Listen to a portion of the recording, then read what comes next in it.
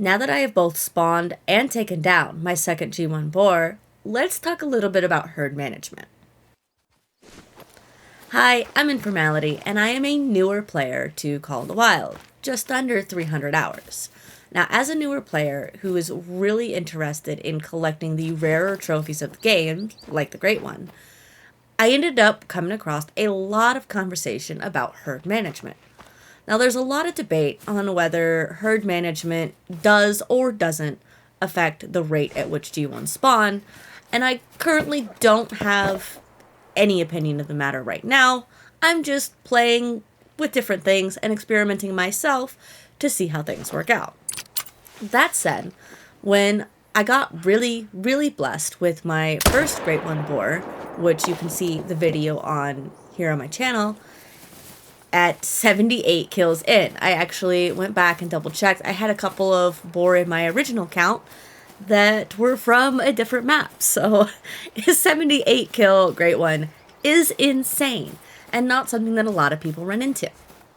My second G1 boar had a much more common number with what people consider a short grind at 801 kills. Now, the reason, or at least part of the reason, why there is such a massive disparity between the two for me is that I spent a lot of that time doing herd management. Now, herd management, if you take out the great ones as a goal, is essentially used to force your animals to respawn both smaller and larger so that you have a higher dime rate, which is the amount of diamonds you get per kill. Now, the reason dime rate is important is when you're setting up herd management, the true reason a lot of people do it is to try and get super rares. A super rare is one of the rare fur types that is also a diamond, which is not an easy feat to achieve, and actively considered as rarer than a great one, despite how cool the great ones are. Now, as a collector, I absolutely want all of the things. So, herd management was the path forward for me, even though it's my very first grind and I'm newer to the game.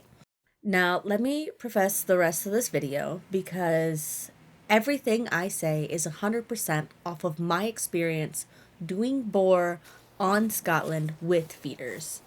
I cannot say whether my experience here will translate to any other herd management for the other great ones, for other super rares. This is entirely off of my personal experience with this fairly short cycle. But I do plan to continue to keep track, continue to talk about it as I make videos, and round out my understanding and share that knowledge as I learn it so that you can do the same too, even if you are a newer player to the game. Now, as I highlighted earlier in the video and in my last one, the essential goal of herd management is to get all of your animals as small as possible and as big as possible, which means all of those in the middle have to disappear. With boar, that means you want to get rid of every single level 3 that's on your board. You want as many 1s as possible so you can have as many 5s as possible. Now, the reason why this works is because the game for every species essentially has a bowl. That bowl has to have X number of that species and sex at all times with what's on your map and what respawns. If you kill 20 boar, it has to give you 20 boar back. Additionally, the bowl can only hold so much weight for that species and sex as well. So even though when we're talking about targeting for herd management, people give levels as what you should go after, the real thing that balances the board is the weight of the animal. Now, weight and level are very closely tied together, so the levels just simplifies the process. If you want to go a little bit more in depth, you can pay extra attention to how the weight ranges of your species are distributed and go from there, but it is not entirely necessary. I actively used the weight ranges as well as the levels to manage my herds, but that is because I was doing a very in-depth data tracking since this was my first grind and my first herd management grind, and I really wanted to understand the math and the logic behind the system. Now with Boar on Scotland, since there were only 60, I was able to keep track of my entire population without too much trouble utilizing the feeders, and use that math to my advantage to completely herd manage my board with 49 of them as level 1s and 2s and the remaining 11 as 4s and 5s for some insane herd management in only 800 kills. Now, to simplify the math and kind of just give a quick overview of how the weight distribution works when it comes to herd management, I'm going to assign a simple value to each of the levels. Level 1 has a value of 1, level 2 has a value of 2, and so on. So, for example, if you kill a 2 and a 3 in quick succession, you have opened up a value of 5. But you do have to have 2 boar returned to the board, so it can't just give you a 5 to fill that space. It is more likely to give you another 3 and 2, or potentially a 4 and a 1, because their values take up that space.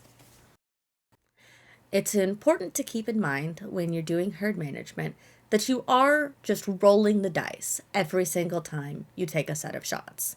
You are not guaranteed any particular outcome at any point, so there's a lot of variance in what you will see as it happens. But it does still break down into that more set math because there is only so much leeway the game can give when it gives you respawns. There are certain aspects that it has to attempt to keep to, and it will continue that pattern, even though when you're rolling your dice, you may just get a lot of bad things back to back. You always stand the chance to get a lot of good results, your desired outcome, back to back as well. That is how the RNG of the game really comes into play, even with such targeted hunting.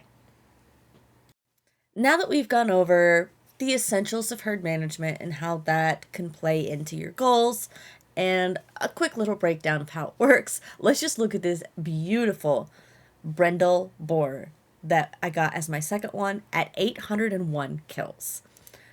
I am still shocked that I have already accumulated 2 Great One boar in such a short time frame as a new player to the game, when people constantly talk about how impossible they are to get, and I'm getting really beautiful tusks on them as well. I absolutely had to pull this guy into my lodge and line him up with my Stitch, my first boar. My trophy lodge is still empty and undone because I've been massively distracted playing with the data and the boar and going into it. But this guy is just so cool. I'm fairly certain this is the one that appeared on the teaser video that they did for us when they semi-announced that a boar was going to be our great one this go around. But just look at these beauties. I'm just never gonna not be shocked at how quickly I got both of them, and now I have them and I can just look at them. Absolutely stunning designs. I love the way that the stripes, like the color of the orange, is so intense on his face and just fades all the way back as you go. It's just absolutely beautiful. I'm so glad to have him as part of my collection, and I cannot wait to get the remaining 7 boar. Now, with that said, that is the end of the video. If you have any questions or would like me to make a bigger video going more into the specific math that I used and the method that I took, please leave a comment and let me know. I would love to nerd out on all of you guys. But with that said, I hope to see you next time with number 3, and hopefully soon.